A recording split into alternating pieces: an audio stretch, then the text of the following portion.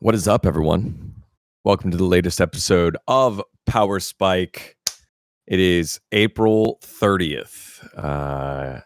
Boy, dGon alongside Dom and Jamada, and just wanted to start things off giving acknowledgement and condolences to one of the first grades here in League of Legends Esports. Probably didn't even know how big it was going to be at the time. Shushay of Fnatic, part of that Season 1 Worlds winning roster, passed away, aged 36, after a battle with cancer. Best thoughts to his close ones and loved ones. He stepped away from the scene probably about like a good 7 or 8 years ago. But the impact on the game and those that got to know him carried on, obviously, and lived on through the Fnatic World Skins with Gragas. Not many of those kind of pro players, I think, have passed like that. It was news that we all kind of caught recently over the last several hours. So just wanted to just give that shout out. So, all right. Jamada, Dom, how was your week, man? My week has been pretty good. I mean, we're in like the mega grind of the split, like we're just having lots of games, LPL, LCK, tons of games. Like LPL schedule is actually fucking crazy. Like, they're just going and going and going. So yeah, I'm just watching a ton of League, still coaching. Got Ruddy Sack versus Bulldog coming up soon. So, the big match. Yeah, the big match that's coming up tomorrow. So we gotta support the boys there. Playoffs. Winner of that goes to the LAN, which is like a big deal. It's a huge LAN that's actually happening, which is going to be probably 99% Los Ratones fans. But yeah, the whole point is like this: the LAN is going to be in a big arena for like an ERL, so that should be good. Hopefully, we can make it there. And if we don't, I mean, it's just completely doomed for us. And I blame Don Jake. Don Jake has ruined the club. That's actually what I was going to say. Something? I'm gonna jump in before anything. How can he ruin something if he was there the entire time? And they've never won, and it's always been his fault. They've always been shit. They've been close. They've been close multiple times. But then you came in, right? You brought in that fella from America. Close, right? Close and then look what happened. Fourth. This split. Close is the equivalent the fella of from America. There was no Nord. There was no Los Ratones. It was a fucking plumbers league before. No one in this league was winning shit. Farmers League is crazy. Is that what you lot call it over there? We call it a Farmers League. Farmers feels better to us. I mean, Farmers League. We call leagues like that full of like plumbers and like electricians and stuff.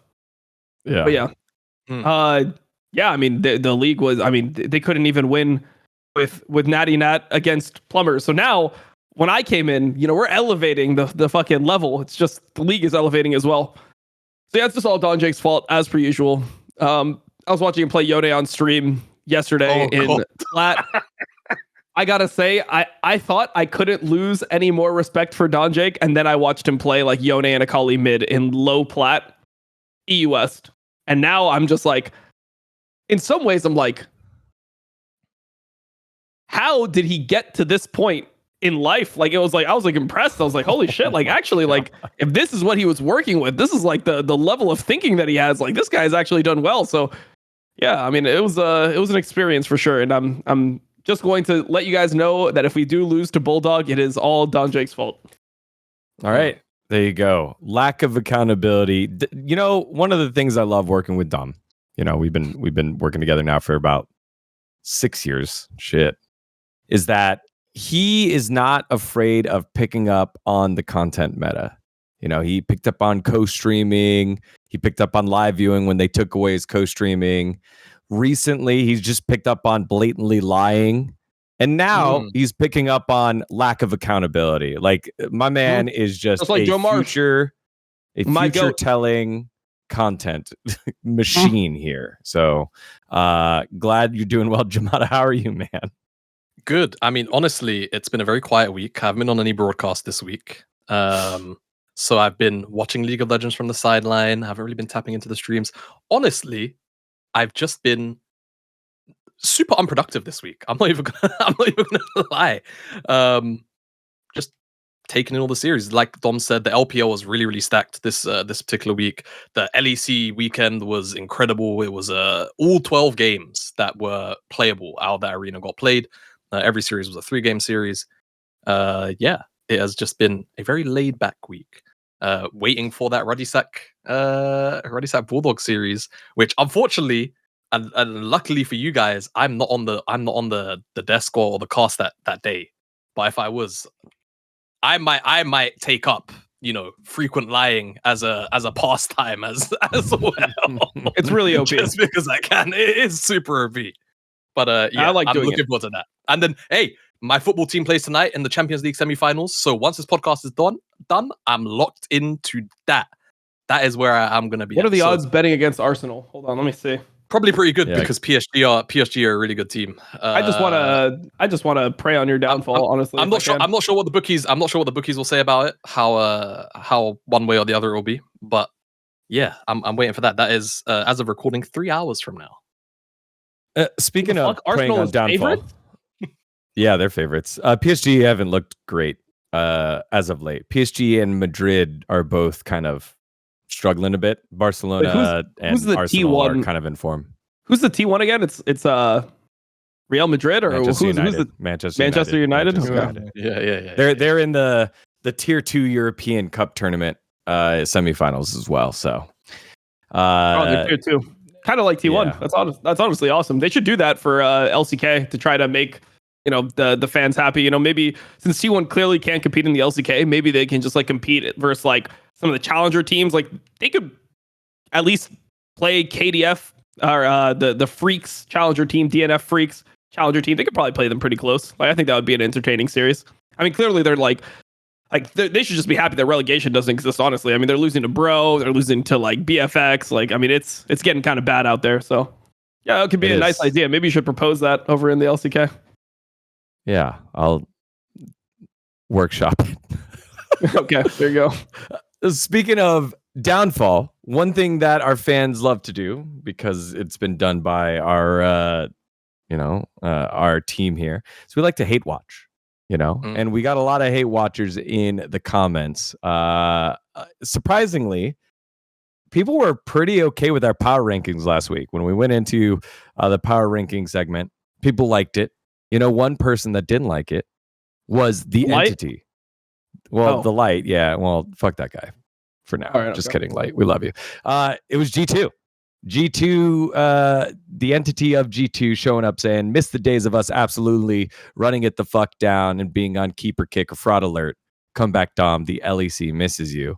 But now they get exactly that. Let's get to our first segment of the day. It's Fraud Alert featuring G2, T1, and BLG.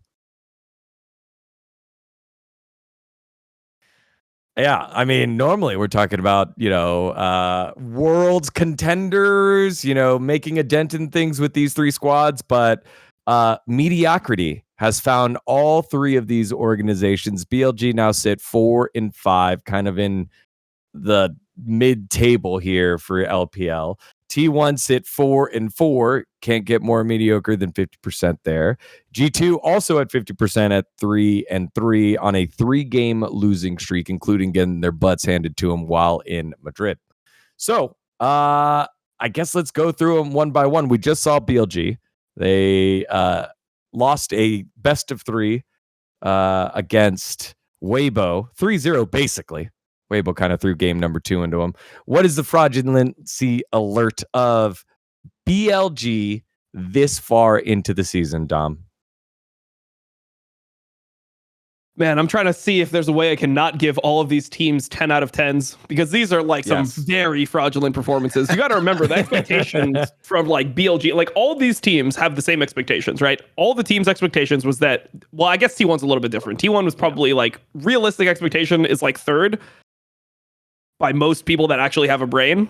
But unfortunately, most people that have a brain are not the people that actually like support T1. So I would say that it's like depends. Like maybe you could have T1 as 3rd, and then like BLG would be 1st by far.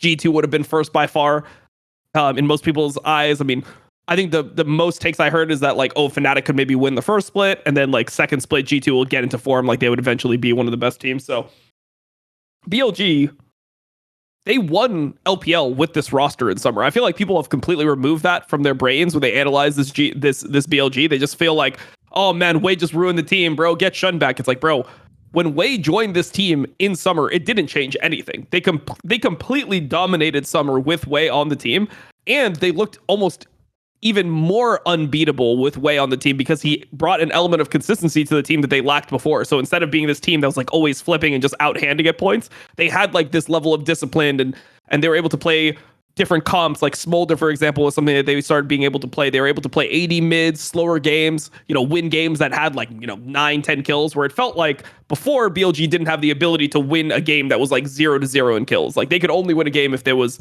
a lot of action in it. Yeah, now BLG just looks like straight up outclassed by some of these teams. I mean, FPX just beat them just straight up. WE beat them. Like, WE just fucking beat them straight up. Like, Weibo essentially stomped them all 3 games. Like, even though they lost one of those games, they massively threw one of those games. Weibo looked like a comprehensively better team than BLG. And there's so many problems with BLG. I think I have to give them a 10 out of 10. Like, I couldn't have imagined them looking more fraudulent than this coming into the year. Like, I thought, like, fraudulent to me would have even been if they were like 7-2 and they lost a series. So, like, let's say they lost to AL and top and then beat everyone else. That would still not look like the BLG you expected. Like, you're literally expecting BLG to go into the best of 3s and be like 17-1, 16-2, maybe 15-3 if it's super competitive, but like, you're expecting this type of scoreline from a team like this. And in the best of 3 phase, they are 4-5 in the first round robin. Like, they have to play another 9 best of 3s, but they have already lost more games or more series than I would have expected them to lose for the entire split in half the split. Like, I don't know. And the way that they look, I mean, you don't even really know what BLG's strengths are anymore, because the comps that you used to be like, damn, BLG got their champions, they're going to win this game guaranteed. They don't even win on those comps anymore. Like, for example, when they had that comp where, Bin is playing Jax, Wei is playing Viego, Knight is playing Annie, even though Annie like got changed and it's a little bit weaker than before, like that was a BLG classic. Like, those are signature picks for these players, and they're just losing these types of games pretty hard. And just the individual laning from Elk has not been good. Bin has been nowhere close to what you expect out of this guy. Like, he looks like he just doesn't care in a way. Like, I'm sure he does, but just watching him play, it feels like there's like a lack of discipline that he used to have. There used to be this like power that he had in the game where it's like, yeah, like he's going to carry the game at some point, so you better fucking do something to keep him down. But now he's just like dying randomly. He's giving leads. His team fighting is not as good as it used to be. And I think that in general, like, even though I think Wei is definitely not playing well, I think that it's really easy for people to just be like, oh, it's the new guy's fault, but it's not just the new guy's fault. Like, everyone else is playing worse outside of maybe On. I think I could give On a pass. I think On has actually been playing pretty well, but you're playing support and your team is just kind of like running it, so you can't do too much. But yeah, I mean, the team in general just looks really fucking dysfunctional. And, we're hearing rumors right now that they're going to have a roster change, that Beichuan's going to be joining them, which is not like some massive upgrade, but I feel like they just want some like new blood in the team. So we'll see how that ends up going. But yeah, I mean, I'll give it 10 out of 10. Like, this is as fraudulent as I could imagine. Get in there, Jamada. I feel like I want to be a little bit softer, despite everything that's kind of mounted against BLG in this particular fraud alert. Whilst basically everything that Dom said is exactly how I feel. And it's super frustrating seeing them come off the back of last year and even 2023 with a slightly different roster, yes, with your Gallon 7 Knight. To see that level of consistency over the last 2 years to then land here whilst effectively nothing has really changed, right? Like, they played the back end of summer with Wei. So it's not like this is hey, Wei's come in and now they look terrible. Like, Shun came in and like half fixed some of the issues they had during Worlds, but they were swapping junglers, right? That's just how it is. This isn't some unknown quantity. It has really felt like the wheels have just fallen off. But to play not even really devil's advocate, just kind of their lawyer, I feel like at times we still see sequences of old BLG where it's like, and it's rare, it's maybe at this point it's like 1 in every 3 games where, hey, They're down 2k, 3k gold. They shouldn't be here in the first place, but they have really solid lane assignments to try and recoup some of the gold back that they shouldn't have lost, but they've lost and now they're getting it back, right? Stuff like that. Or at times they will really outfit. There was a sequence today. I think it was in game. It was either 3. Was it 2? Where they managed to. Where they got bot tier 2. And, yeah. They're still really capable of making strong, consistent macro decisions for like 5 minutes. it's not happening for entire games like it occasionally started to end up being at their absolute peak, right? And I feel like that was always the fun part of this BLG sort of iteration, whether at Yagao or Night, was throughout that 2023 year, it really felt like they were almost trained in the hyperbolic time chamber by JDG, and their just generally superior ability to team fight. And then come to 2024, that then became their strength. They were mechanically the best in the world as a 5-man unit. I don't think there was a team mechanically better than this team throughout all of last year. But still could be out-chessed by a team like Genji, saw that at MSI. So I feel like the old BLG we know is still there. Like it's still present, but it's like they're fighting themselves 24/7 because of all of the other errors going on. So I don't know. It's hard not to give them a high rating. I'm gonna go with something along the lines of an 8.5, just to be a little bit softer on them, simply because I feel like there are some redeeming qualities to, hey, we fucked up. This is what we need to do to try and recoup the game a little bit. I feel like their decisions around, the map at that point is sometimes fine, but even then, they are playing so far below their individual bars that even if they're in the right spot, technically making the right decision, their execution falls flat and the play still ends up failing. Yeah, so someone in chat saying they're not Nirvana, so it's a 9 out of 10. But I think with all three of these teams, whatever Nirvana would be, I get the Rise group for LCK, and I guess LEC doesn't have that. That's not the level that these three teams are at, or I guess their expectations are at, especially coming into the season, despite some roster changes, none for BLG, 1/2, 1.5, I guess, for T1 and 2 for G2. Let's move to T1 next. So T1, 1-1 week, 4-4 on the week or on the season. Obviously, we've talked the Smash Guma thing to the ground. It seems like Guma will be the starter moving forward. Smash has played in challengers and has been listed in challengers. Quite frankly, I just feel like this whole shuffle back and forth within the organization and then the fandom outside of the organization has broken the substitution like kind of situation and kind of broken this young player. Where do you see them on the fraudulency scale at this point in the season based on the expectations that we had here, Jamada? Weirdly, I don't think it's that high. I didn't expect it to be as... look, just hear me out.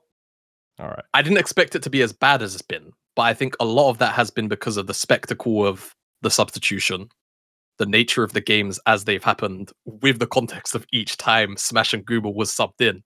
For clarity, when I say it's not as high as I, expected it, this is still going to be like higher than a 6.5, like 7. We're still like on the higher end of fraudulency. But as Dom briefly mentioned, if you're not a D1 T1 Glazer, you're expecting this team to go third. Right now, they're sat 5th. Where are they? They're at 4-4. dGon. Someone look at the schedule and tell me right now. They're 5th. They're 5th. They're 5th technically, but right. Yeah. So it's they have a 1-game lead on BFX. That's pretty much how it goes. But they lost to them. What I'm gonna preface part of my take here with is, I know Dom is about to basically verbally behead T1 and G2 in a second. So I'm trying to be as nice as I can whilst just being completely reasonable to reality. I think just the situation of the sub, like not being able to really sit on one player and try and find an identity with this new 5 has damaged the team beyond belief. So now that they've actually, we've settled back on Guma, cool, no problem. I think it's going to take a little bit of time to regain any semblance of stability, right?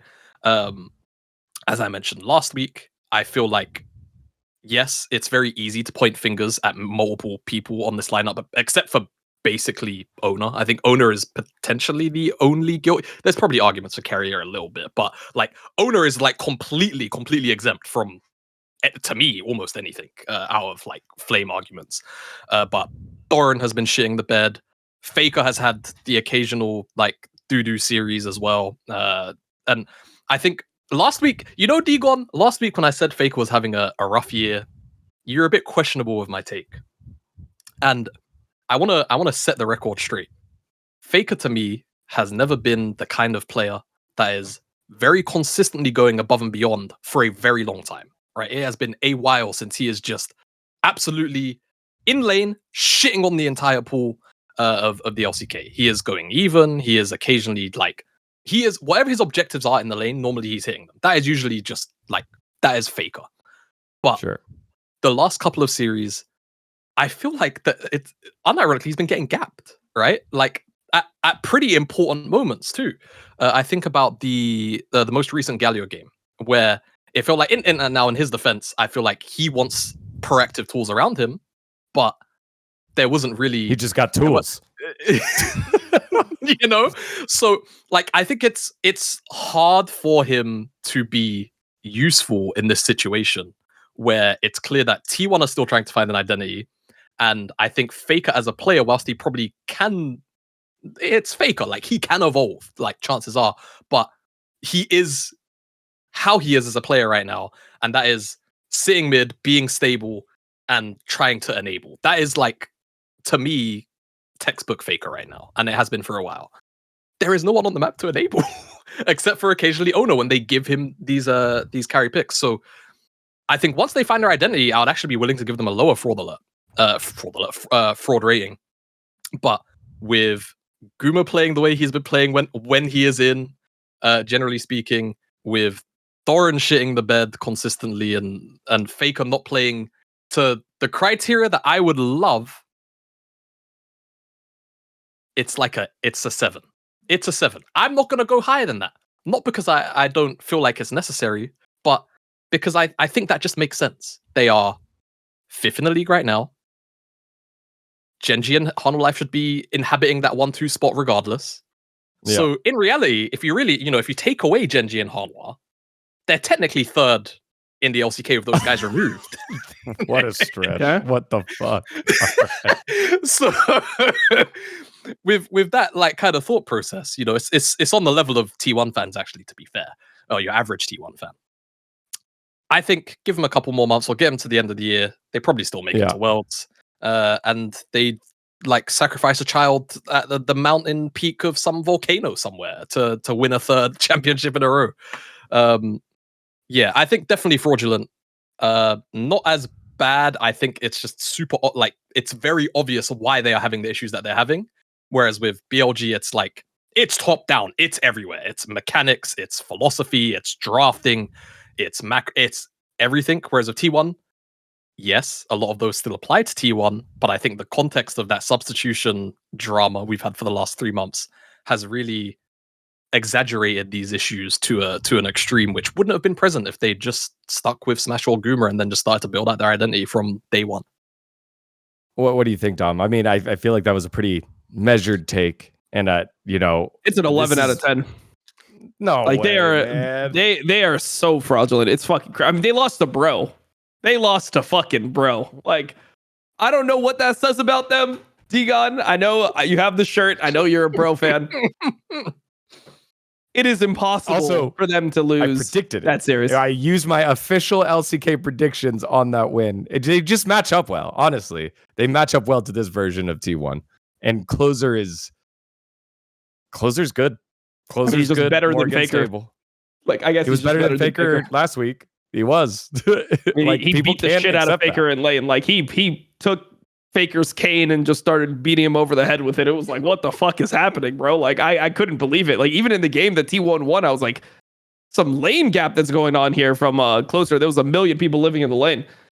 I don't know, man. When I'm watching this T1, the thing that I think is so triggering to me is like the whole idea of bringing Guma back was like, oh, Guma's played a bunch of like Ezreal and shit in solo queue. Like now he should be able to play different champion pools.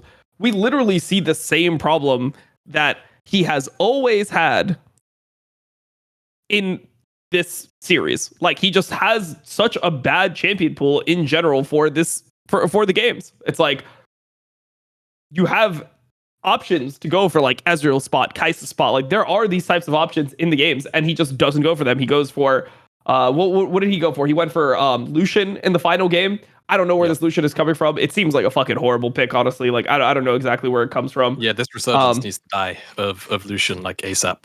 I mean, I think that Lucian can make sense, but I don't understand when enemy team has Aatrox, Poppy, Sylas, 1, 2, 3. Your top side is Victor, Lilia, Renekton. Like why you want a Lucian there. In the other game, which was the most recent one, his team was full tank. It was Sion, Galio, Alistar on your team. You need like a damage dealing AD carry, like something that's going to pump damage because you have insane frontline. Galio, Sion, Alistar. And you go Lucian into Yorick, Nautilus, Wukong, Talia, MF. How can it be good? Like why would you want to be playing Lucian into Talia in this game as opposed to like a hyper carry? And yes, Jinx was banned. Yes, yes, Jinx was banned. Caitlyn is banned, but like Kai'Sa maybe, like I could see something like this, like something that can actually like hit frontline and actually kill frontline could be good in this game. Just anything but this would make sense to me. And yeah, it's just been rough. Like his game one, it feels like he's still just Varus, Jhin, Xayah, Lucian. If all that's down, maybe he can play Jinx in the right spot. MF maybe it's like Ashe.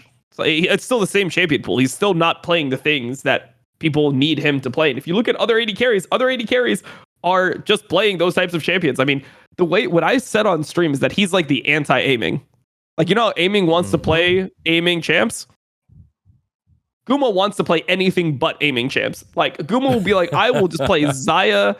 I'll play fucking Lucian. I'll play anything to not play Ezreal, Kai'Sa, and Zeri. Like, I would just never touch those champions. So, tough. Like, I don't know how you can get by like this. And yeah, Doran is just Doran, man. Like, you watch games like what was the Jace game he played?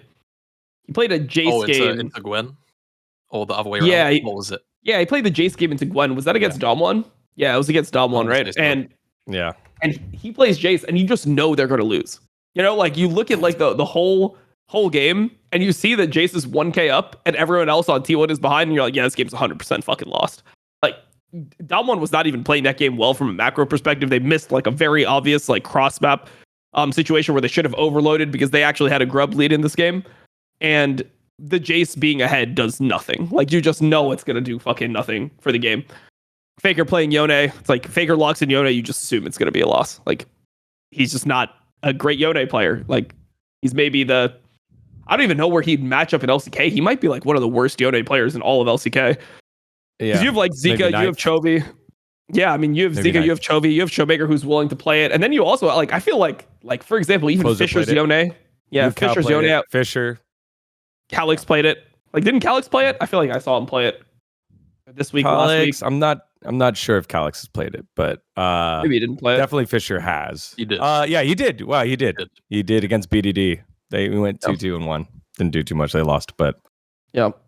I don't know. I just don't get anything out of his Yone play. So I mean, T1, they're super fraudulent. I mean, if people are gonna hold them to the standard of being a former, like an ex-world champion, it's like they're also like they don't look anything close to that. They don't look elite. They don't, even though they beat Damwon, you got to remember they almost threw that fucking impossible to lose game 3. Like, they almost threw that fucking game against Damwon where it should have been completely unlosable. I mean, Guma's like flashing into the Nexus. Like, they end up losing Baron. If I just want to say, if they lost that off the back of Guma's dash-in on the Nexus in game 3, I was saying this to dGon when it happened. Could you imagine the fucking drama? The cinema we could have seen on social. I was so tired of it. No, man, just end the game, bro. No, it just would have been so funny because at that point, it's like, if you are a Guma fan, how do you defend that if that is actually what loses them the game? When it was such a like, what are we doing decision as well. Yeah, just wanted to throw that in there. That's it. It's been bad. Like I have nothing more to say. It's like give owner a fucking medal. Owner has like been carrying this fucking team. He's got not much to work with, but he's been doing fucking well. Baker had been doing pretty well. Then he had an absolute stinker against Bro. Played horrible in pretty much all the games. And yeah, Guma still has the same problems that Guma ever had, like always had. So it's just weird to me that people like people make it seem like the coaches are just not letting him play those champions. Like I'm hearing like this type of like, why don't they just like draft this for him? It's like I feel like it's kind of delusional. Like if he's asking for those picks, pretty sure he would actually get them. Yeah, that's the big argument I see so much from the fans that want to see Guma in. That is frustrating. It's like, well, they play around Smash all the time when he's, they're babysitting. And it's like, yes, because they're picking the champions where that is the win condition. And he's shown he's able to do it when we get to late game. Whereas, with the Lucian getting picked mid and losing all the tempo, like owner has to make like a humongous, 3-4 man sleep play around the Drake pit to save the game. Yeah. That has to happen. Maybe somebody got out of it. It was like almost 5 men. Yeah. I mean, but it was huge. Like those hero moments are great. And owner is a sneaky pick for me for MVP because of how much this team is underperforming. However, that's one of the reasons why I was interested in seeing how high you would grade it, Dom. I'm more on the Jamada side because this org is the world championship winning org. These players are different players. And I think that changed the expectation so much, right? We put them. I mean, it's still 4 out of 5. Like it's still 4 out of 5. I will now, right? I will say for me, I've come to just make the expectation that T1 isn't really going to perform, over the moon domestically. Like they're going to do enough to cross the line to make it to Worlds at the end of the year. Maybe an MSI if a Gen G. Hell no.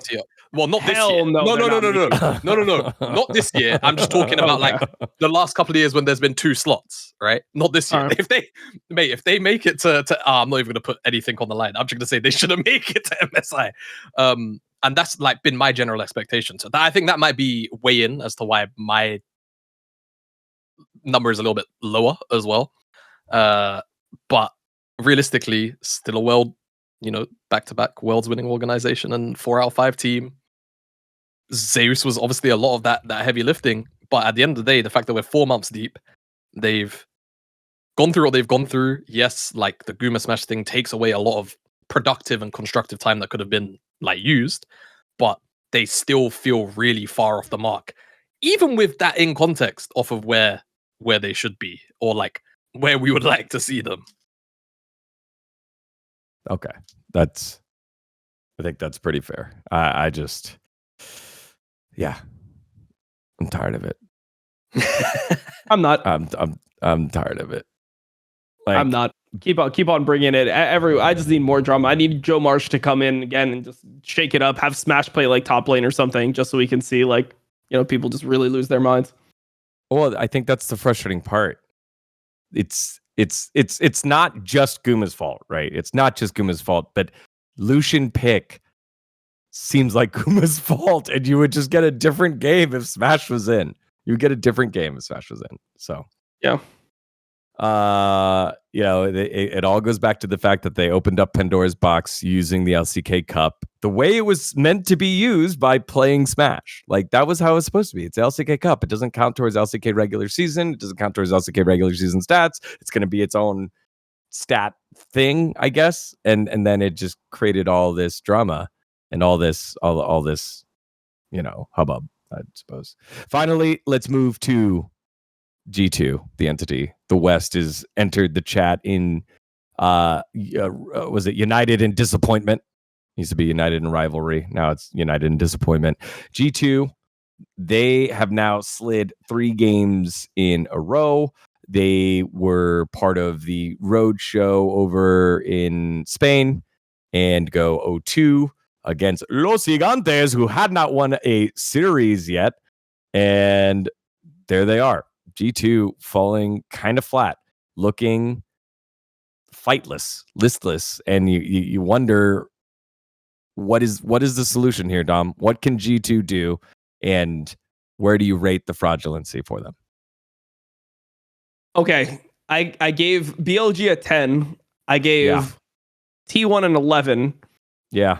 And now I'm going to have to give G2 a 12 because I think that they are the worst out of the three. They are the worst out of the three teams because, I mean, they're not losing to teams like Weibo or like FPX is actually showing some good. Like, they're losing to some of the worst teams in the LEC. Like, Giant X is a truly terrible team. They are an abomination of a team. This team is horrible on so many different levels. And G2's like mentality around the game, I mean, they are so lost in the sauce. Like, you look at their drafts and you're like, how the fuck did you end up with this? I mean, the one that really got me, the one that I tweeted about this week was their game 2 draft versus Giant X. Like, that was the one where I was like, how do we end up in this on game 2? Okay, so this is, I'm going to go to it and I'm going to tell you their response. All right, so they're playing in game number 2. You got to remember, this is game 2 of Fearless. We're not super deep. It's not like there's a million champions removed. It's not a game 5. This is game 2 of Fearless. The champions that are out from the first game are Yone, Aurora, Sejuani, Xin Zhao, MF, Ezreal, Nico, Alistar, Jax, and Malphite. Number 1, how do we end up in Malphite game 1 of Fearless? That's a completely different problem. Game 2, Dr. Mundo banned, Rumble banned, Kalista banned, Varus banned, Poppy banned, Gwen banned. Enemy team first picks Rel. Like, the only logic here is that, we pick Rel because Alistar is out from game 1. So Rel is like an engaged support. G2 answers with Maokai Braum 1-2 into a Rel. What the fuck game is Azir in? Azir just doesn't exist in the LEC? Like, what the fuck is this? If you watch LCK, Azir is literally B1 game 1 Fearless. Like, they give us Azir, we fucking pick it. And the enemy team answers with like Talia or something to try to like 50-50. Like, this is the trade that people are normally looking at. You can get a free Azir in this game as G2. And instead, we go Maokai Braum. Some of the most like Maokai is down the list, man. Like, Maokai is not a top tier jungler anymore. They have nerfed this champion so many times. It still provides utility. It still could be good in the right Maokai game. But you are down the fucking list in terms of junglers that are available. Like, Dr. Mundo is somehow banned into G2. They've mind gamed them. The Scumon's just going to carry on Dr. Mundo. But it's like the only junglers that are down here are Sejuani, Xin Zhao, Mundo, and Poppy, if you want to consider that even a jungle ban. It's probably not even a jungle ban in this circumstance because Giant X is first picking Rel, so it's probably actually a support ban to try to empower the Rel. But anyways, you have like Pantheon that's still in the game. You have Nefiri. Like, Nefiri is like one of the highest tier junglers if you watch LPL and LCK. People are willing to play it with bad Nefiri comps just to get a Nefiri on their team because they think it's so fucking good. They haven't played it, by the way. Yeah, they haven't played it. Nope. You have Skarner. Like, Skarner is just a much better tank jungler than a Maokai at this point. Skarner is like a fucking solid jungler. Like, you can get a comp with like Skarner, Azir, and you can be playing. And it's like, Azir is also good into Rel because like if you see the Rel is going to like jump on you, you can buffer your ult, you can make it hard for the Rel to engage. You can get so many of these like really OP champs. And they just refuse. So their mentality is that all these champs are either not good or they don't think that they're able to play it. And to me, this is just like, it's too ridiculous to not be willing to opt into these types of champions in Fearless versus Giant X. Like, this is a perfect time to start playing them. And then if you even go back and you look at their game that they played against BDS the week before, how in game 1 of Fearless draft do we end up on a draft where enemy team first picks Maokai and G2 ends up with Talia plus Dr. Mundo plus Yasuo? Like, you realize they could just play Vi. They could just play Vi Talia. They could get Vi Talia 1-2. They could go Vi Azir 1-2. Vi, like, Azir's just up. They could go Vi Azir 1-2. Like, this is not banned. And instead they're going Talia Mundo 1-2. Like, how do you end up with Talia Mundo Yasuo 1-2-3? What? Like, these are just a ridiculous drafts. So I feel like G2, they're so insanely lost in the sauce. And the way they're playing is incredibly vegan. Like, the Maokai Braum Hui 1-2-3 in this game 2 that I started this whole rant with, that one is like, it just shows their mentality. They're just like, scale, farm, do nothing, play front to back. Like, 2 items will win, will outrange. bro, we got to start playing the game a little bit. Like, you have good enough players. You have Caps on your team. You have Skewmon on your team. Let's get some mid jungles that actually have the ability to fight, and we'll actually start like winning some of these games. I was mind blown by that draft. And the fact they ended up winning, it was like, Giant X is, Giant X is Giant X, but still, I can't understand the way that G2 sees the game. Like, the game, the way they see the game, I think is completely wrong. Like, when you go for these Maokai Braum types of drafts, generally what you do is you do these in spots where the enemy team has drafted like a ton of engage, and you're just going to get like guaranteed disengage.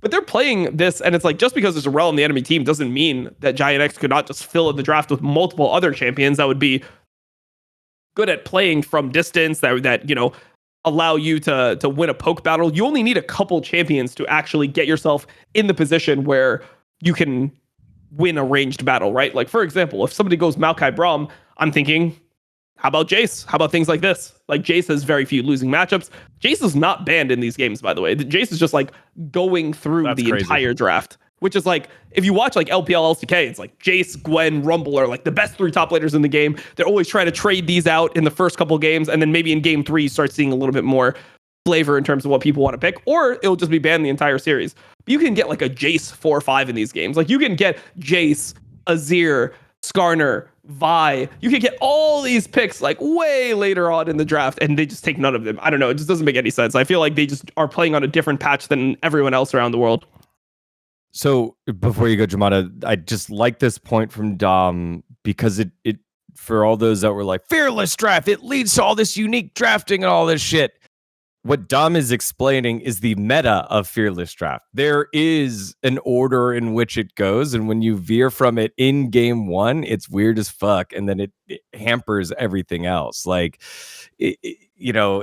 there should be a template of maybe like 40 champs that get picked, but it should be like 20 champs in the first round, in the first game. It should be around there that are pickable after the bans. And like, G2 are just so far off it. They're very far off of it. And so that was my fearless, fearless means that you get different champs, yes, but there still is a meta that gets stale, and it gets stale because it's the best. It's good that G2's cooking. It's bad because it's costing them games, and they're pretty far off. So now we're wondering, are they just cooking, or is there a problem with Skewmon and Caps? Is there a problem with what Lebrov can play? Are there problems with how the players are seeing the game? All right, Jamada, go ahead. What do you rate them, with Dom hitting them the 12 out of 10, the most fraudulent out of these 3 teams? I mean, they're the highest to me as well. I think contextually, when you look at what this team is supposed to be compared to the other, well, maybe not so much compared to BLG, but again, funnily enough, I think BLG and them have very similar issues, minus the very clear lack of, like, BB isn't playing, and someone actually said it in chat as well. The other one that I didn't actually take into account is Gwen. He's not playing a lot of Gwen either.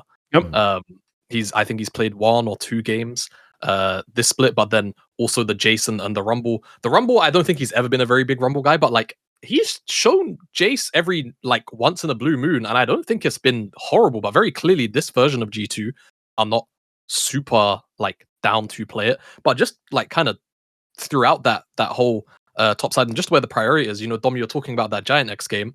Not only that, but it's like, I would argue pretty wholeheartedly that Skewmon's best champion this year has probably been Pantheon. Like, to me, whenever Skewmon's on Pantheon, it feels like he has a very good idea of where he wants to be, what plays he wants to make, and he takes a very, very firm control of the entire tempo of the game, just because Pantheon can be that kind of early game warping, champion.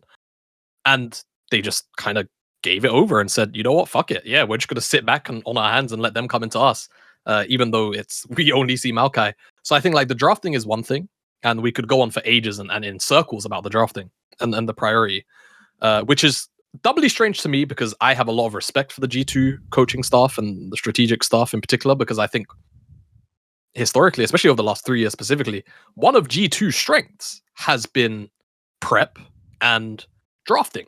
And at times, sure, they overcook, but I feel like any team that kind of indexes into this sort of characteristic, shall we say, they they step over the cliff every now and again, and I think that's fine.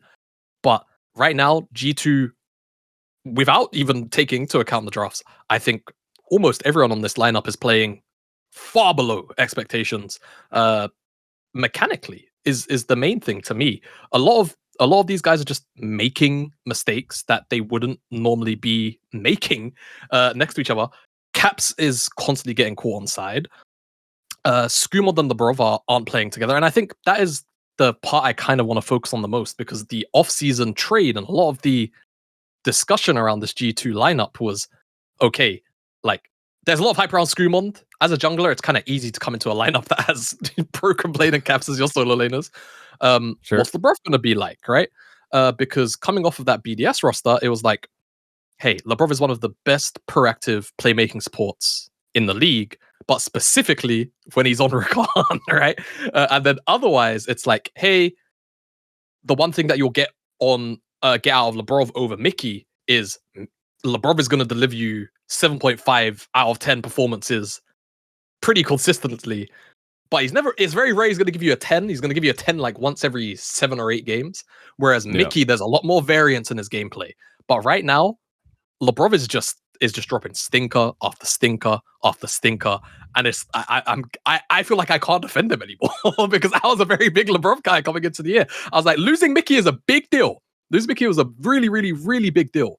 And there's probably a lot of intangibles that we can't see from the outside that he brought to that G2 lineup, which he's seemingly brought to a fair amount of Fnatic's early game. There's other issues with Fnatic, but we're not talking about them right now. But Labrov just seems like he's on a different planet a majority of the time. So I as much as their drafts are putting them in such unwinnable positions, but I still feel like you have BB, Caps, and Hans, Summer, man. Like, you should still be beating almost everyone in this league, 8.5 times out of 10, minus basically your direct compares where I would expect it to be a little bit closer. So yeah, everything piled in on top of each other, it has to be a 10 out of 10. It can't not be a 10, right? They've sure, they didn't make it to first stand in winter, but at least made it top 2, right? They looked a lot better. They looked a lot better in winter. Yeah, and there is also that, which technically it hurts the argument even more. Like, they need to go further up past 10. But yeah, it's getting difficult. It's the Stephen A. Smith. Smith meme where he's like, I'm growing depressed. I'm growing very, very, very depressed. Right? That's how I feel trying to defend G2 at this point. When you have other teams in the league with unarguably, like, far more significant changes to their foundation as teams, and they are just succeeding more. Right? Even if you was to, this is a bit of an arsehole take, but like, Team Heretics are having a far more successful split by their own expectations than G2 are. 100%. And I think that's true. And that really puts into perspective just how bad G2 are, like, not only playing, but seemingly looking like they're gonna stay playing, because there's not been any marked improvement. And if anything, it's getting worse week to week. So I tweeted out they need a testo boost. They need to either start taking steroids. They need to start crying every day to improve their testosterone. They need to do no FAP. Like, they just need something that's going to give them some aggression in game, because semen retention. They need something, bro, because when you watch them play, like, the thing that's so weird about it is they're bad in, like, all parts of the game. Yes. Like, they're bad with leads. Like, when they had the 3K gold lead, versus Giant X, they had like 4K gold lead, 3 Drakes. They're not able to close out with leads. They're not that great at generating leads in the first place. They kind of just generate leads by the enemy team inting into them. They're not super good at playing like position. So, for example, in that game number 2 that they had versus Giant X, where they're playing with Braum, they're holding a zone, and you see Labrov like randomly like flash forward, Q ult to like try to like engage on somebody. It's like, bro, what are you doing? Like, your whole idea should be that you're trying to control the space, let Hui poke them, and then you have Maokai, Braum to like kind of make it hard for the enemy team to ever walk in. So they're not even playing like their space conceptually right either. There's so many different levels that they're failing at when it comes to drafting, early game planning. How like I guess they're good at getting Drakes for the most part. They understand like how to stack Drakes. That's pretty good. But when the enemy team comes and forces a fight around the Drake, they don't behave well in those fights around the Drake itself. It's just hard to watch because you feel like this team should be so much better than they are. Like you feel like they should be so much better. And it's like it's almost like they're afraid to look bad in a way is how I view it. Whereas when you look at like BLG and T1, they're failing pretty spectacularly. So there's like almost something that like they're like going out there and dying like men. It's like okay, I respect that. Yeah. I was gonna say, do you feel like it's that divide right now between like you talk about T1 and BLG and the two new guys?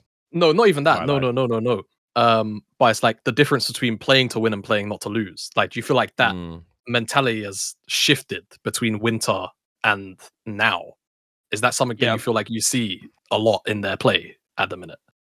Yeah, I mean, it's when you watch them even their way that they try to progress leads, like they could be really far ahead and they're just like, just wait for next Drake, just wait for Soul, like wait for the Soul fight and try to flip the game there, or try to win the game through there. They're very slow in how they approach. Whereas like what I think a good mark of a good team is that when they do get an advantage, how do they use that advantage? How do they like really just like step on, like how do they accelerate the game from being like, oh, it's 50-50 at 20 minutes, and then you win like one team fight. It's like one team fight, fucking Otacon started like this, that, and then you just like see the fucking game snowball, and then 29 minutes the game is over. Like that's how I feel about a good team.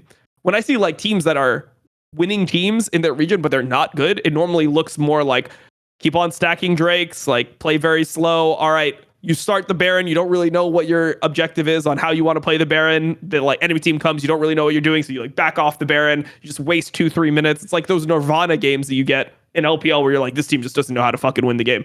I see elements of that from G2 where they just don't know how to win the game, and I want them to be like one of the best teams. Like I want a world where G2 is super competitive.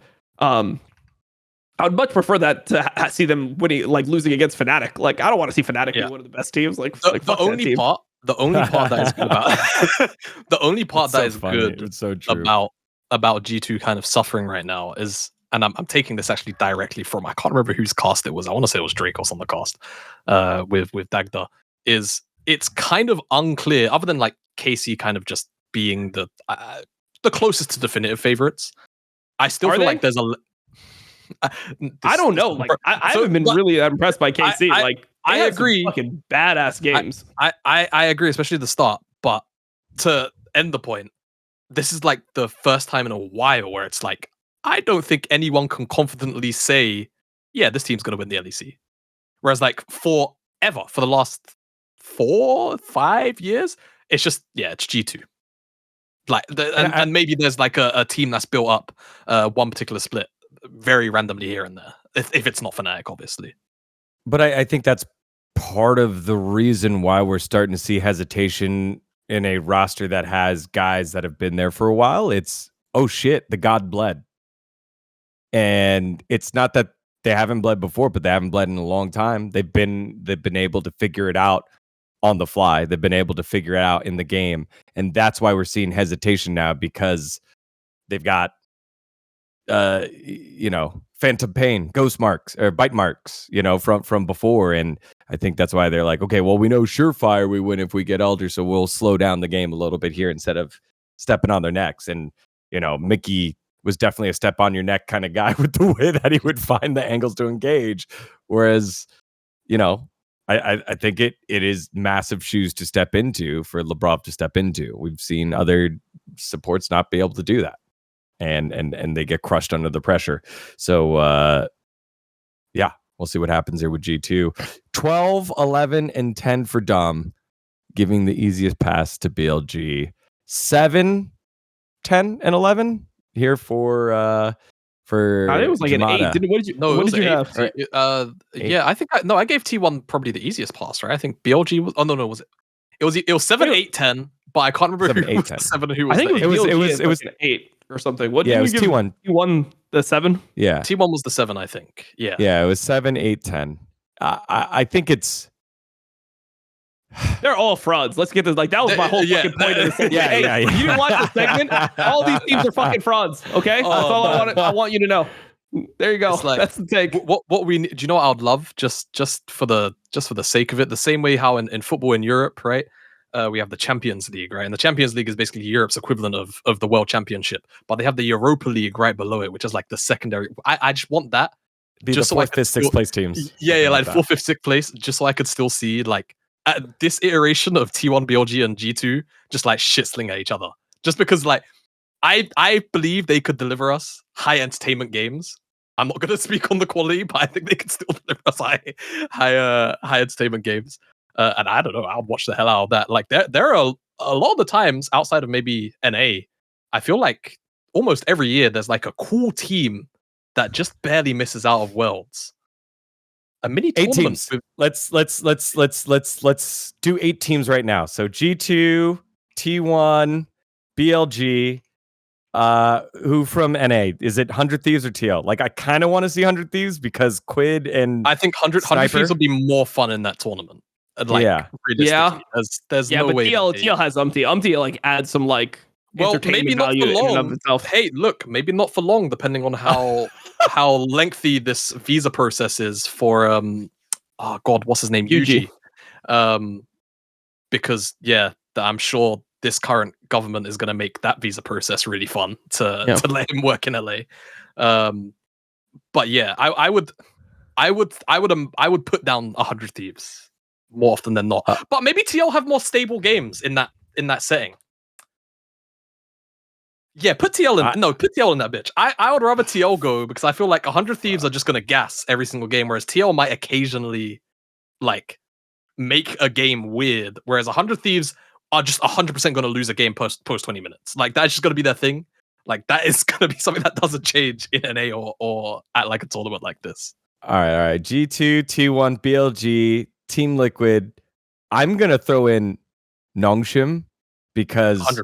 they're because Kingen in good form is good, and they turn all their brains off and let Lehens shot call for them. And I think that travels.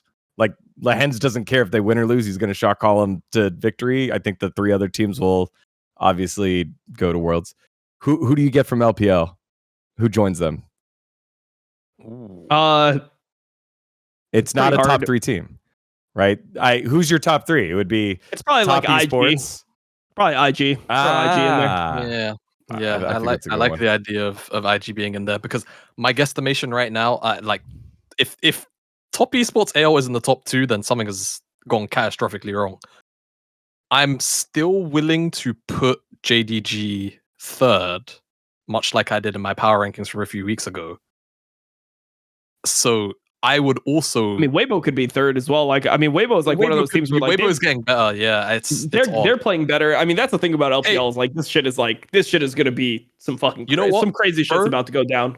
Fuck it, chuck FPX in there. Let them get down and dirty. No, let them get down and dirty. No, they might be too good. They might be too good. They might just fucking smoke everyone in the Worlds. They might just fucking win the tournament, bro. They would just win that shit.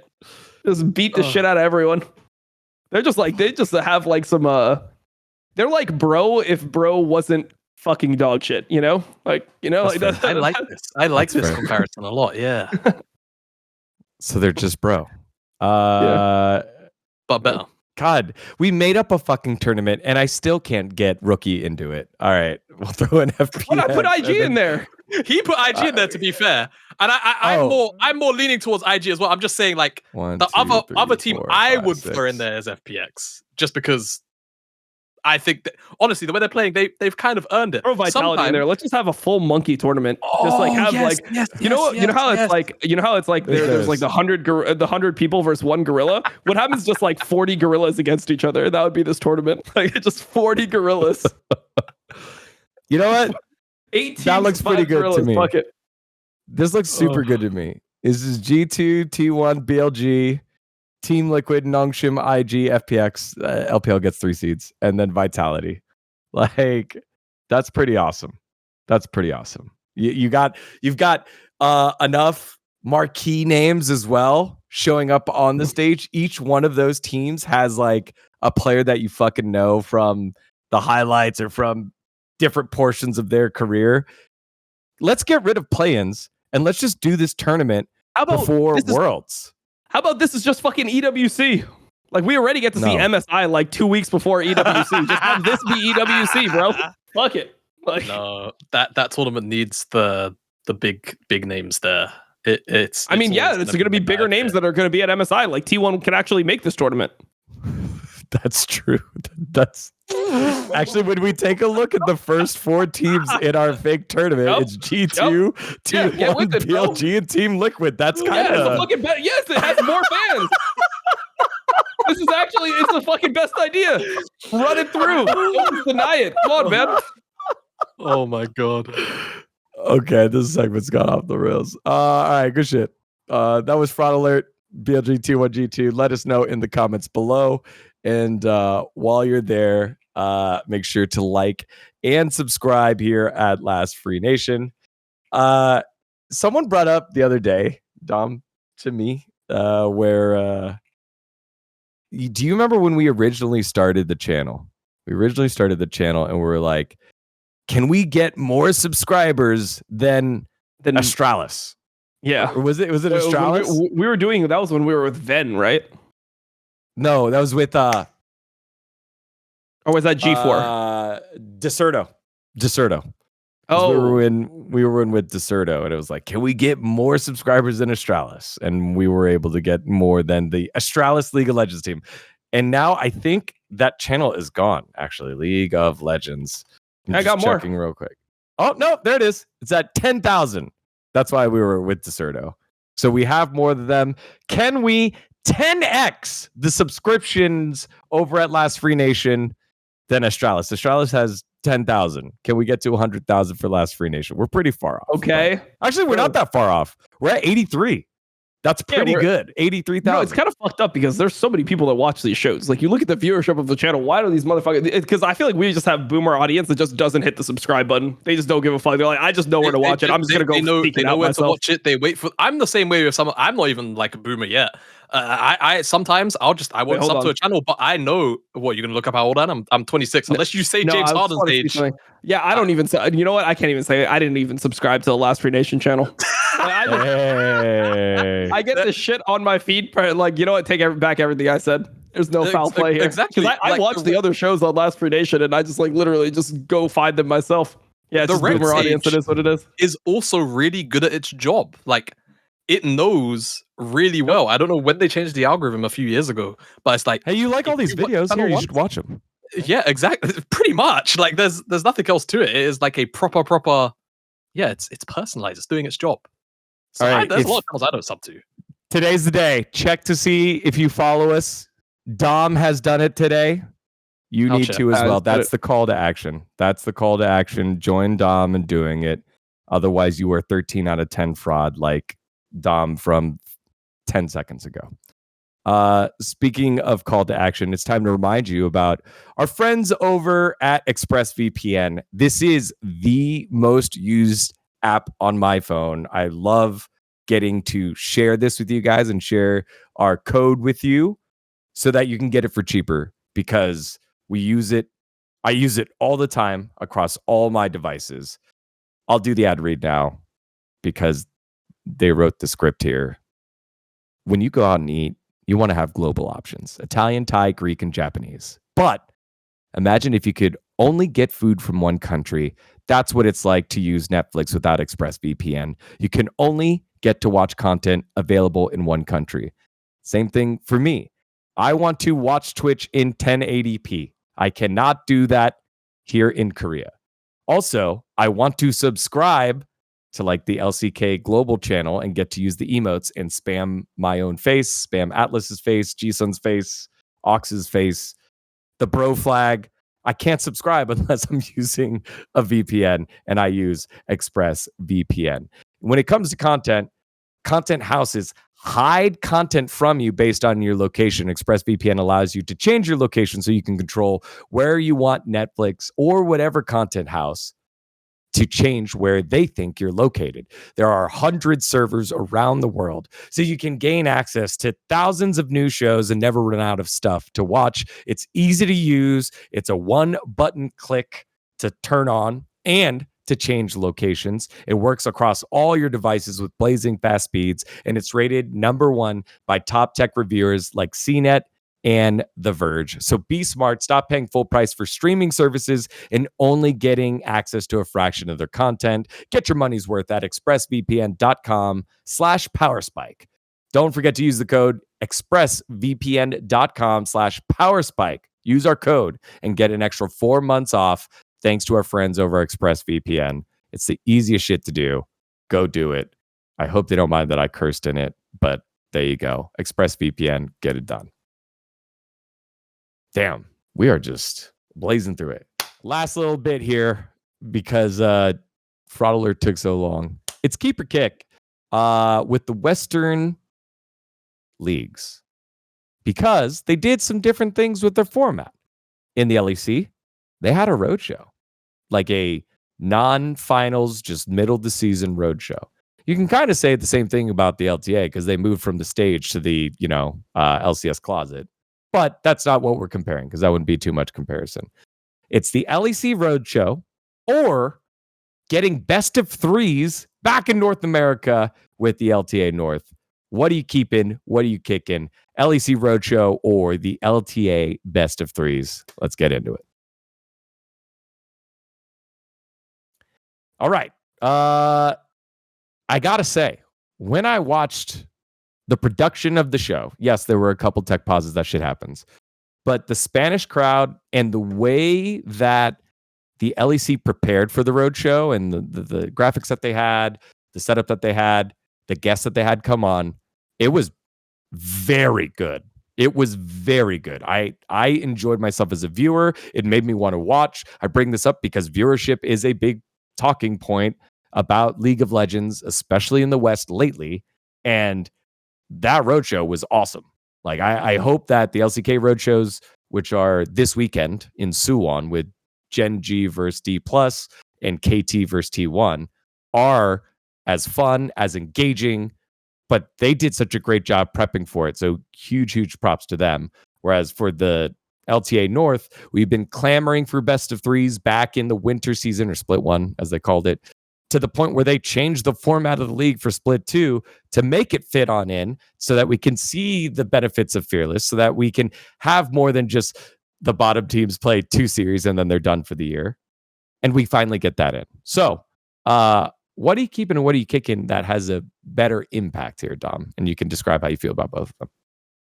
I mean, essentially is like, do you hate best of ones more than you like roadshows? That's the question. And I think the answer for me is yes. I think I hate best of ones more than I like roadshows. I mean, I think they're like, obviously, like, best of threes and roadshows are still good things. And I mean, I think that like roadshows are definitely necessary. I mean, we should just get both, right? But best of ones are like suffering. And especially now, since I'm fucking coaching, having to prep for like 3 best of ones in 1 week with 3 days scrims.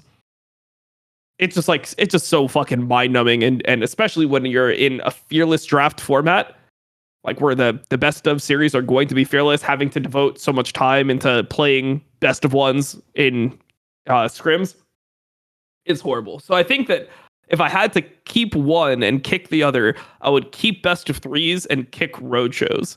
But I would just want to have both, obviously. Did you play in a roadshow? Was your Worlds 20 or you're not Worlds? What does that mean, like a roadshow? Like, did you play in an arena? Is basically the question. Did you play in the arena outside of us? I played in Madison Square Garden. Come on, you saw my fucking Gragas E flash in Madison Square Garden. Oh, okay, yes, that was the third, fourth, not the third, fourth. It was the play that still gets talked about to this day as like one of the greatest predictions of League of Legends all time. Yeah, that shit was in a big ass arena. That was in Madison Square Garden. There was like 20,000 people there. That shit was hype. Okay. Yeah. So I played in season 2. Season 2, you played in. It wouldn't be arenas, but you'd play in like 5,000. It was the convention, right? Yeah, there was PAX convention, but like those would be like packed. Like you'd have seas of crowds. They would put like chair, like you would have a huge amount of people there. Like when I played in IM Hanover, probably 5,000 plus there. Madison Square Garden was like 15 or 20. Those I played in a couple PAXs. I played in Worlds in season 2. That was in LA Live, so there weren't that many people there, but there was like a screening in another place that had a lot of people in it, so it was kind of weird, and you were on like a rotating stage, so that was kind of cool. The MLGs, the IPLs, yeah, I mean, I've played in like some like pretty big venues, I would say, yeah. So my point, the reason why I brought that up was because you said prepping for best of ones is pretty ass.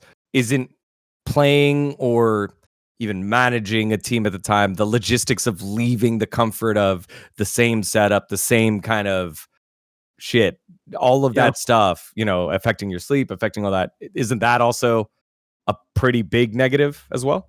Or not? No, I mean, I like that. I feel like that, like, the thing is, like you're talking to like a fucking boomer that's how it used to just always be. Like, on my first season is like, that was just a huge part of being a pro player, is being able to play on multiple different setups and like travel and have like fucking lack of sleep and show up. Like when I played IM Hanover, which was the IM World Championships, it was the biggest tournament that had happened in League of Legends at the time. I had to travel for 40 hours. It was like 36 to 40 hours. So I left on a Tuesday. I got there on a Thursday, had 3 connection flights. I ended up getting to the hostel in Hanover, Germany at like 1 a.m. Fucking weird to even like get driven there. Like, it was like kind of like out of the town. It was like in a fucking like little farmland. It was creepy as fuck. Like, I was like, I think I'm gonna fucking die. You go in, it was a clown hostel. It used to be for like a circus, this hostel that they had all the players in, bro. And there was clown pictures all over like the walls. It was like those like faded clown pictures all over the walls and stuff. So yeah, I mean, it was fucking creepy as hell. But I mean, you would do anything back in those days. It's like, man, I could make like $2,000 if I win this tournament, and you just fucking like go into like a crack den. Like, you'll just do anything to fucking. You do that for try free. to make a living playing esports. Yeah, exactly. I'll do that for free. You do anything. Like, nowadays, people are fucking spoiled, but that's beside the point. Like, I remember going there. It was 1 a.m. Our matches started at 8 a.m. the next day. So I slept from like maybe like 2 a.m. because, you know, I met my team. We didn't have a key to one of the rooms. So like me, Voyboy, and Scar, we had to have like Voyboy fucking sleep on the floor. Like, Scar and I were just like in 2 fucking random beds because he was the youngest one, right? Hey, like, sorry, boy. Yeah, you're on the floor. Woke up. I think we actually woke Shut up up, bitch. Yeah, we woke up at like 6:30. Then we like went somewhere. We got like fucking these shitty sandwiches. Got on the bus at 7. The bus brings us to Cbit, which is like where like that's where I Am Hanover was. And then we had to like do all of our setup within like 30 minutes. Then we're just like fucking in the match, and we had 5 best of ones that day. So we're just playing like in and out all day. We're just like grinding, and this is like with all of us having like, you know, no sleep. And I just thought that was the fucking life. You know, I thought that was part of being a pro gamer, is you needed to do this type of shit. You had to be ready to play under all different types of circumstances. So for me, like, I think that is a great part of being a pro gamer. And I feel like that's what competition is really about, is like, yeah, when you are uncomfortable, how are you able to actually adapt to things? And how are you able to, you know, perform under all types of different pressure, no matter like what type it is. So to me, that's like almost like a benefit of the Roadshow. It's like, let's see, like, put them in front of a crowd. Let's see who's like made, like who's able to like be like mentally strong. Who's gonna get through it? I like that shit of for the Roadshow. Like, who's gonna manage this and all these other factors? It sounds like you would keep the Roadshow then. He wants to keep both. He wants to. I want to keep both. I know. I'm making you pick between 2 great things that we should have both of. Yeah, I just think that like I would give away a Roadshow to not be competing with like almost zero competitive integrity. Like, and also it's like, it would completely fuck over the North American region to have all best of ones into playing like best of 5s. You play like 3 best of 5s, and the other teams like LPL, they played 6 best of ones, right? And now they're playing 18 best of 3s, and then they're gonna have to play like maybe like 4, 5, 6, maybe even best of 5s in order to like win. Like, that's what those teams are going through. They're playing so many more matches. So like I would sacrifice the Roadshow to not kill my region, is kind of how I see it. Yeah. All right, Jamada, you're up. I mean, I feel like that Roadshow turnout, and the fact that you're going to get another one, right? There's another one in France. We have one in, I want to say it's in Paris, but it's definitely in France. It's the KC Arena, which they built relatively recently. It's a much smaller capacity than the one that Koi were able to acquire, but this is obviously Casey's own personal arena. Right. So it's going to be really hype. I just on a personal and slightly greedy level, I didn't actually get to do anything in esports in an arena until 2023 season finals, which I happened to be on the EMEA finals cast for, which was in Montpellier, in France, with Casey in the finals and a Spanish team on the other side. It was actually the team that now we know as MKOI, the roster, the Movistar. I was trying to remember what it was, Movistar. That experience in that venue, and hell, actually, that same year I got to crowd host MSI in London because no one else wanted to do it, and so they got me to shoot cannons out, shoot shirts out of a cannon. Don Jake always gets onto me for it instead of actually working on the broadcast in my city. It is what it is. But those two experiences, they really fucking hate you, man. Like you couldn't take a fucking hint. I don't take a hint. You're gonna continue in esports after that. Like Jesus, man. Hey, man. You know, it kind of is what it is at this point. All right. That said, those experiences were fucking incredible. And I don't know. I feel like, especially for the hype of what roadshows bring to the community, I'm kind of looking past. And usually, I would be a bit more of a purist for like the team's environment, the players' environment, etc. I feel like I would keep roadshows. I would much rather watch a roadshow with 5 best of 1s on the day, as opposed to best of 3s in a studio. And I think that's where my logic personally comes from. I feel like you get more hype out of just existing in that space, personally. Obviously, it depends on the consistency of those roadshows. Like, this is obviously just effectively a this or that, right? Yeah. If this was like hey, roadshows are a week to week thing, right? Then no, that's not that. That's not a really. Which is obviously I would not the say question. How about two roadshows for 8 weeks? 8-week season. That's fucking good though. That's what we're getting right now in LEC. But getting in LEC. I mean, If this last weekend is anything to go by, and I mean, I've lived through a French audience in France. The Paris crowd is going to be crazy. Like, it's going to be more than. Then you have to go. Then you have to go to France, man. Now, look, listen. I hold a British passport, mate. I know as much as the next guy how horrible that experience is. That said, okay. that said, you can't deny the passion of that crowd and the energy that they're going to bring. Again, even with, I think the capacity of that arena is 3,000. I don't know how they're going to suit it for that roadshow. I would almost put fucking money on that French crowd being more hype than the Spanish crowd.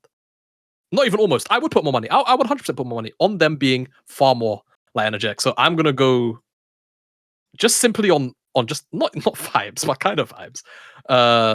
The energy, the excitement, everything that it brings, I think, for the community, also for the broadcast. Like, it felt really nice to see like the AD soaking in that environment for the first time in a really long time, outside of it being at a finals somewhere, right?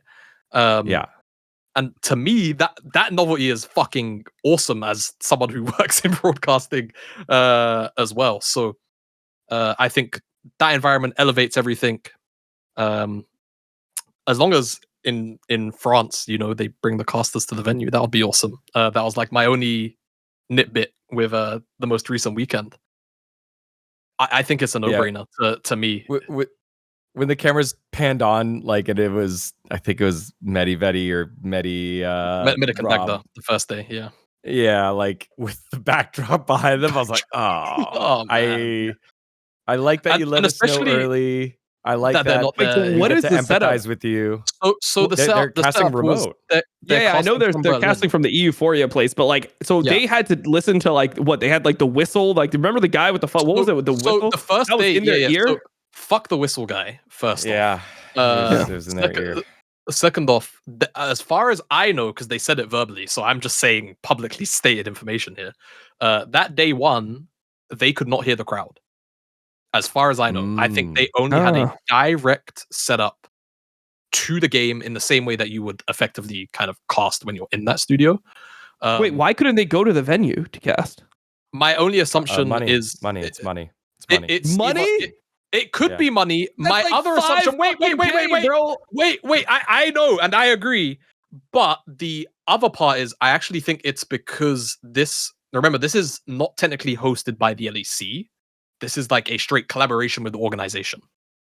In this case, Movistar Koi, running the event. It's in Spain. They had Spanish in-house. The LEC AD were there. That too. So that too. They basically kind of deemed it as we don't need the English casters on site because they're not going to be the ones whose audio is playing in the venue. Is my assumption of events. Yeah. You have to build the English casting remote thing there when you already have a setup at presumably for I don't buy fuck all that shit. Just have them go to the venue, man. Not only that, I think, like, again, as someone who's casted in an arena, thankfully I managed to squeeze one of those in my short time.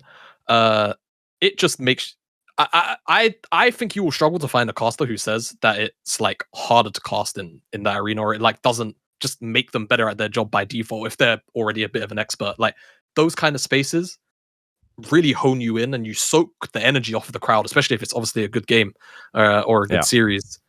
So yeah, I totally agree. It sucked that they weren't there, and especially the first day.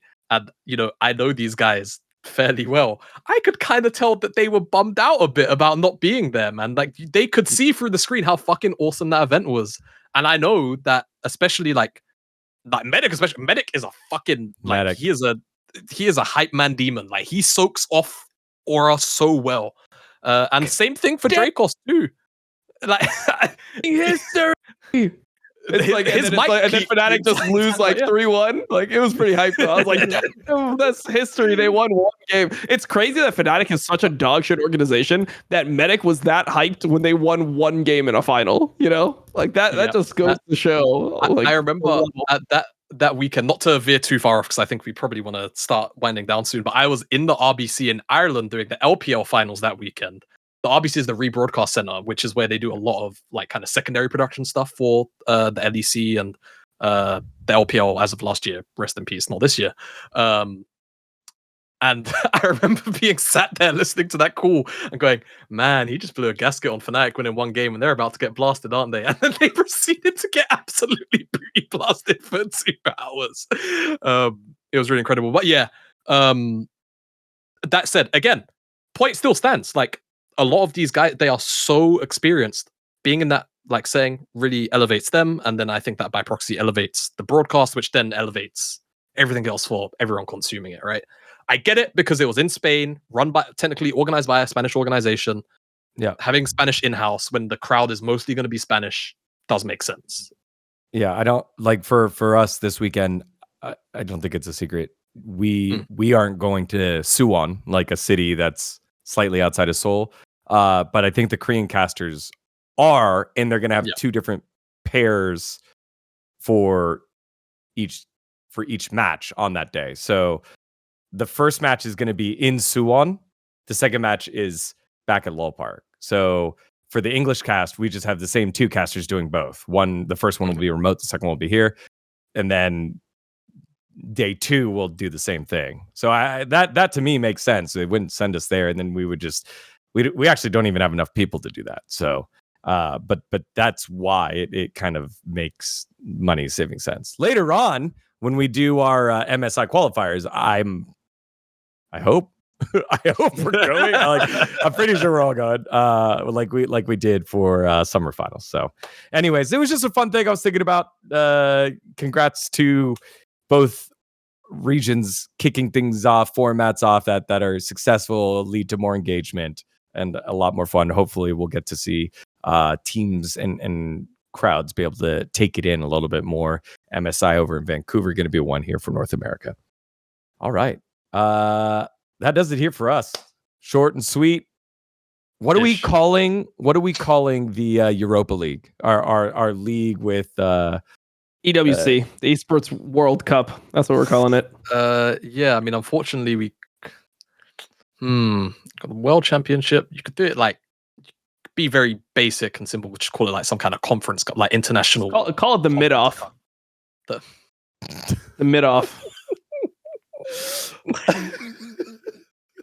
Oh man, that was pretty good. Thank you. All right. Well, last thing. Yes. Take a look at the schedules for matches and give me one upset. I want one upset of the week that you are. KT beating T1. No fucking way. There's no way. KT is so bad. KT is so bad. They're not winning. All right. I will give you, just for the sheer hilariousness that it would provide, Rogue beating KC next Saturday. That's just crazy too. Just you asked me for you just asked. Did you ask for a reasonable one or did you ask for an unreasonable one? I just asked for an upset. You don't care. Yeah, fuck it. You know what? I'm manifesting a Rogue win. As much as I actually hate this organization and I will despise watching the series, regardless of who wins, because Rogue are present. I'm manifesting a Rogue win, just to make the top of the table spicy. Yeah. Only reason being is because I've been correct with a couple of these upsets lately over in the LCK. The last 2 weeks I've had a couple of upsets. And so this week's upset for me is D+ are going to hand Genji the first loss at the Roadshow. I think D+ are going to finally do it. They can't lose 19 times in a row against Genji. Yeah, they can. They've been close. They've been fucking close. And I feel like, as I think Ox says a lot, they're due. They're due one, and I think roadshows throw you off. Roadshows aren't good in Korea for the favorites. I'll give you a very realistic upset. I don't know. It's like they're both top 4, but expectations would make you think IG will beat Top Esports. Top Esports looked so shit the other day. Yeah, but they keep getting away with it, man. They keep getting away with it. I think IG is finally going to be the team that puts some handcuffs on them and punishes them like properly. Just because it will be this version of it will just be the funny thing for this IG to do. All right, that's it. All right, there you have it. Dom, are you making a real one, or is it KT over T1? I mean, the fucking T1 can't lose the DNF. It's like impossible to lose to DNF. DNF is so bad. They're actually they're too bad. They're too bad. I mean, WE beating NIP wouldn't even be an upset at this point. FPX beating BLG again. I don't even know if that's considered an upset. LTA North. Is there anything? I feel like there's nothing spicy this week. Bro, hop on the IG Top Esports train with me. Just enjoy the Top Esports with me. Yeah, just like how you get the fell for it again award if you pick it. Dig beating 100 Thieves. All right. Oh, okay. 100 Thieves could lose to anyone right now, man. They can beat anyone and they can lose to anyone. That's just who they are. That's how they've always been. All right. There you have it. There's our upset picks of the week. Everyone, if you haven't already, like and subscribe over at Last Free Nation. Get us to 100,000 subscribers. We appreciate you all. Thank you to our friend over at ExpressVPN. And we'll see you next week for more Power Spike. See ya.